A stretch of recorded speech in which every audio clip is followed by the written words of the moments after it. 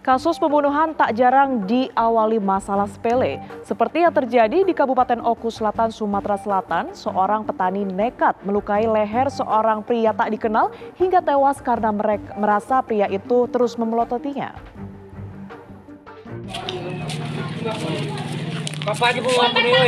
Dari video amatir warga, terlihat seorang pria terluka parah pada bagian leher setelah dilukai dengan senjata tajam. Korban kemudian meminta pertolongan kepada warga sekitar. Korban bernama Rudiansah, warga desa Pulau Panggung, Kecamatan Kisam Tinggi, Oku Selatan, Sumatera Selatan, kemudian dibawa ke puskesmas terdekat untuk mendapat pertolongan. Namun korban tewas karena kehabisan darah.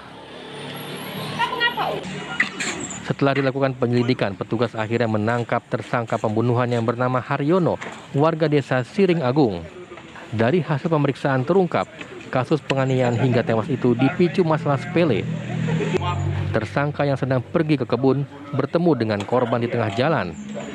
Tersangka kemudian tersinggung karena merasa dipelototi oleh korban. Tanpa pikir panjang, tersangka menyerang korban yang tidak ia kenal dengan senjata tajam, sehingga membuat leher korban luka parah.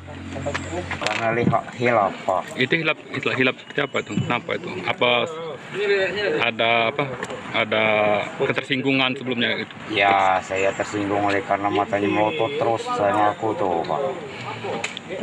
Jadi langsung hilap aku. Meski tersangka mengaku tidak mengenal korban, namun petugas masih berupaya mencari motif lain dalam kasus pembunuhan ini. Adapun tindak pidana ini terjadi berdasarkan dari hasil penyelidikan dan penyidikan yang dilakukan oleh jajaran Satreskrim Polres Oku Selatan, ketersinggungan dari tersangka H, di mana tersangka H merasa dirinya dipelototi ataupun